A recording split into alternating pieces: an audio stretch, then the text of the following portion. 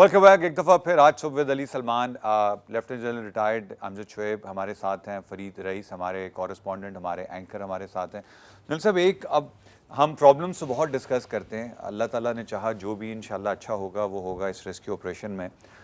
Is there a political strategic and army's intent slash will کہ کسی طرح سے ہم سیاچن کے ایشو کو اپنے نیبرز کے ساتھ کسی ایسی فارم میں ریزولو کریں کہ جو ہمارا فیوچر فوکس ہے وہ سیاچن پہ اگر بہت زیادہ ایگریسولی ہم اس کو نہ ریڈیوس کریں but dilute to a level کہ جہاں both parties come at some kind of a peace with each other, تاکہ اس طرح جو اس سچویشن میں ہم پچھلے 10 دن سے ہیں یا 8 دن سے ان سچویشنز کو ہم ریڈیوس کر سکیں.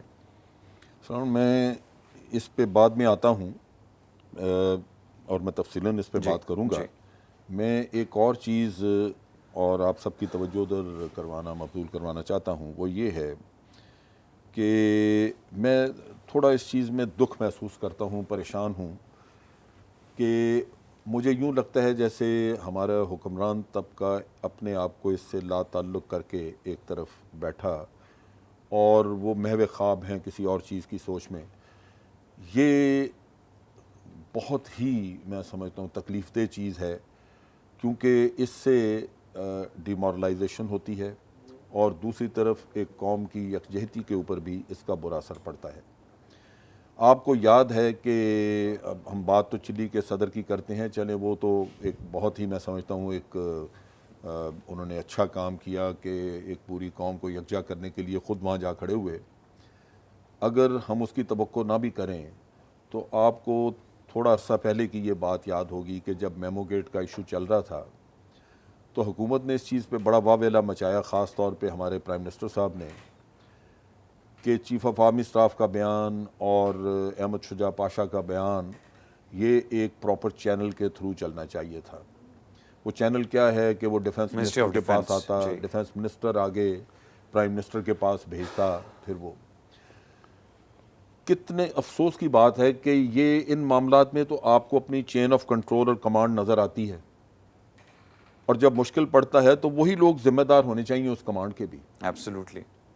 اس چیز میں کدھر ہے وہ آپ کا ڈیفنس منسٹر، کدھر ہے جس کو کاغذ تو جانا چاہیے تھا اس کے پاس، لیکن اگر اس کے نیچے وہ جوان جانے دے رہے ہیں تو وہ اس کو وہ موجود ہی نہیں، اس کا پتہ ہی نہیں کہ بات ہوئی نا ترجیحات کی بات، ترجیحات پرائرٹیز کدھر ہے آپ کے پرائم منسٹر جن کو اس میمو گیٹ کے قصے کے اوپر تو وہ ابال آ گیا اتنا زوردار کہ انہوں نے ہر چیز اکھاڑ پچاڑ شروع کر دی. تو ادھر آج وہ ذمہ دار نہیں ہے اس چیز کے، یہ کمانڈ ان کی نہیں ہے.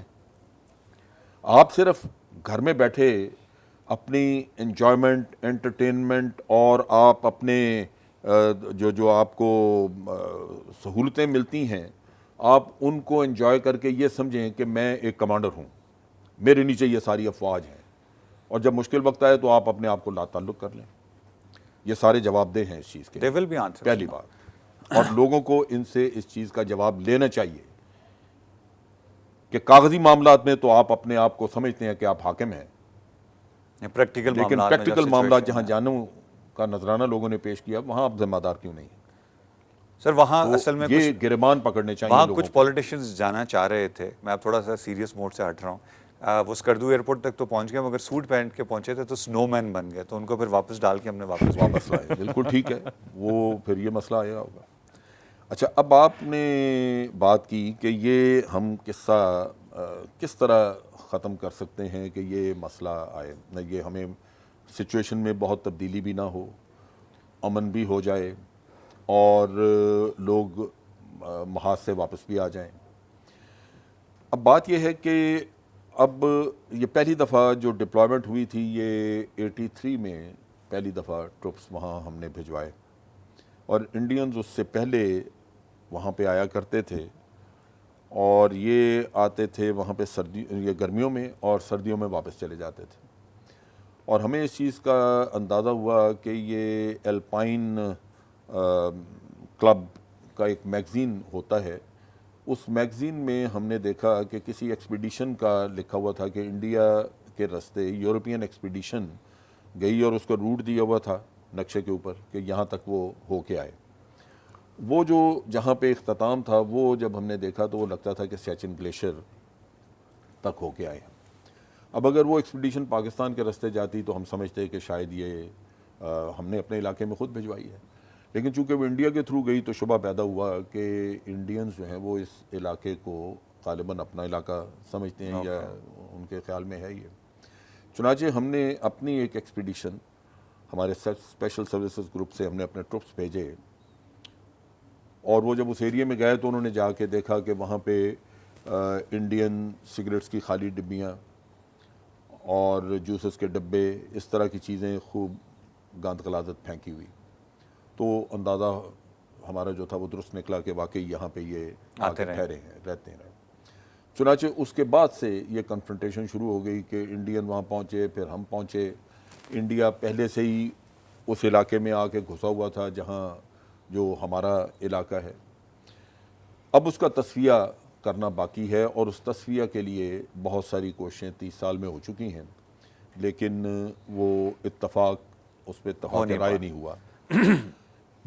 اس دوران میں ہوا یہ ہے کہ وہ علاقہ جو دنیا کا سب سے، جہاں پہ فضا وہاں کی دنیا میں سب سے زیادہ پیور تھی، کسی قسم کی کوئی پولیوشن نہیں تھی، اب وہ ایک گندگی کا ڈھیر بنتا جا رہا ہے.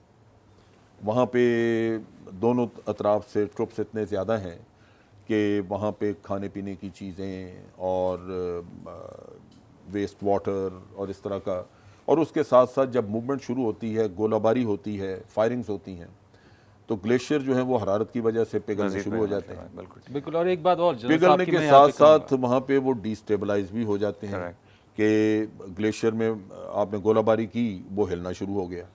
اور جب ہلتے ہیں تو لازماً کہیں کریک آئے ہوں گے، کہیں تو وہ کوئی ٹکڑا کوئی نہ کوئی سلائڈ بن سکتا ہے، کہیں جا سکتا ہے. آپ کچھ کہنا؟ بالکل، میں یہی والی بات کر رہا تھا کہ ایسی چیز کے اوپر جو جنرل صاحب نے کہا کہ پولوشن کی بات آ گئی، تو یہ چیز اس چیز کے اوپر ہے کہ انڈیا آ کے پہلی جو ہم کہتے ہیں نا کہ جو ٹاپ پیکس اس کے پاس ہیں. اب وہی بات ہے کہ اگر آپ اس تصویر کو حل کرنا چاہتے ہیں تو دونوں طرف سے، پاکستان کی طرف سے تو ٹھیک ہے صرف ایک ڈیفینسو ہے، لیکن سب سے پہل جو کی وہ انڈیا نے کی.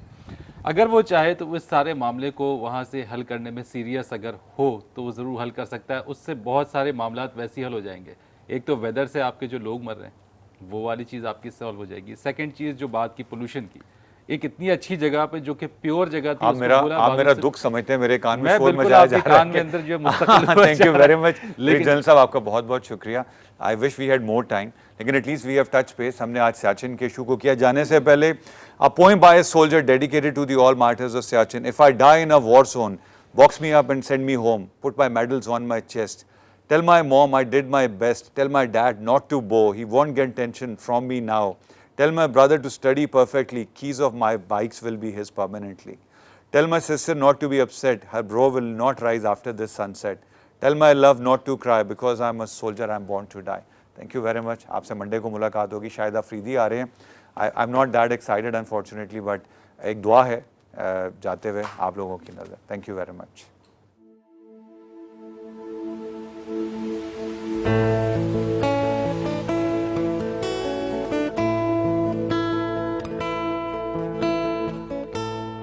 خدا کرے کہ میری عرض پاک پر اترے وہ فصل گل جسے اندیشہ زوال نہ ہو.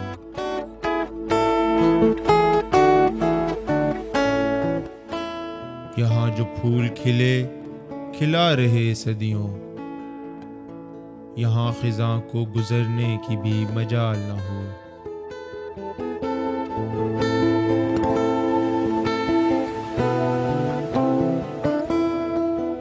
خدا کرے کہ ناخم ہو سرے وقار وطن اور اس کے حسن کو تشویش ماہ و سال نہ ہو.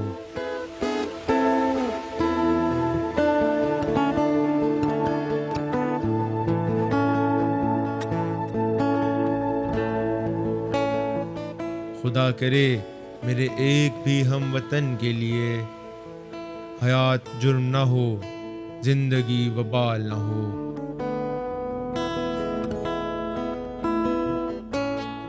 خدا کرے کہ میری عرض پاک پر اترے وہ فصل گل جسے اندیشہ زوال نہ ہو.